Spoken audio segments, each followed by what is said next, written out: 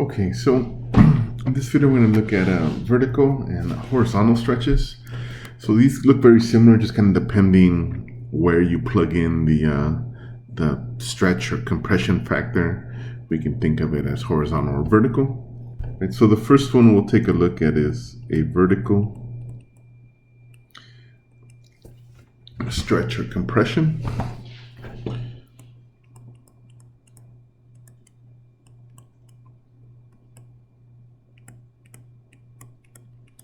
All right, so to achieve this, we'll look at functions where, let's say if we have a function f of x, and then we take all the range values and we multiply by some value a.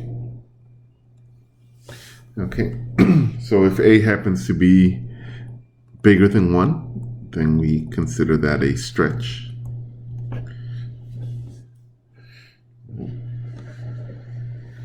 Vertical stretch, I should say. And if a is between 1 and 0, then we consider that a vertical compression.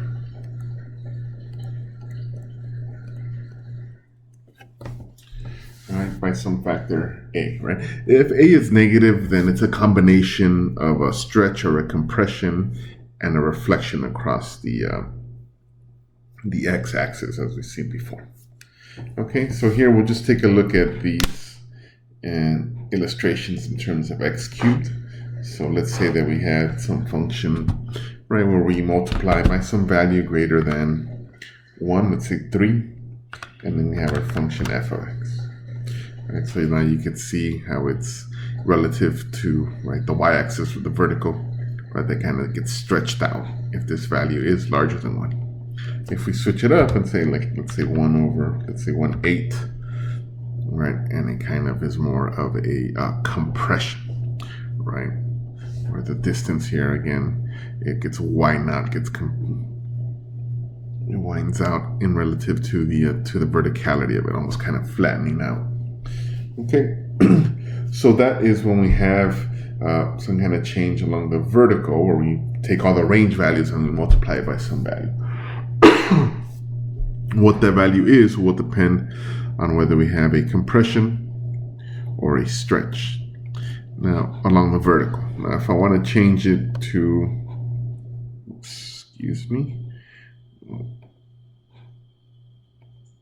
I want to take a look at horizontal.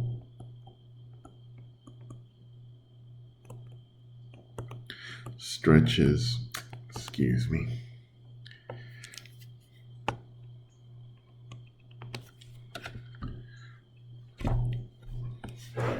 So here we want to take a look at horizontal stretches / compressions. So here is where we mess with if I have f of x, and then here we multiply the input value.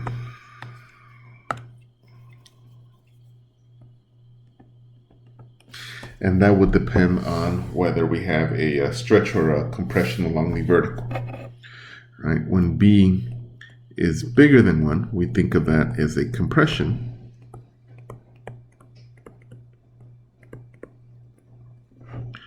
Of 1/b units.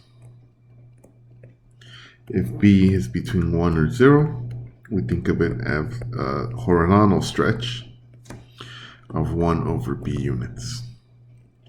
If b is negative, again, we have a combination of a compression or a stretch and then some kind of reflection across the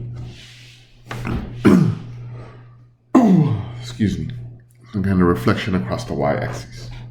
Okay, so here let's take a look here.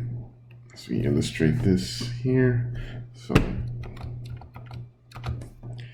here we'll take.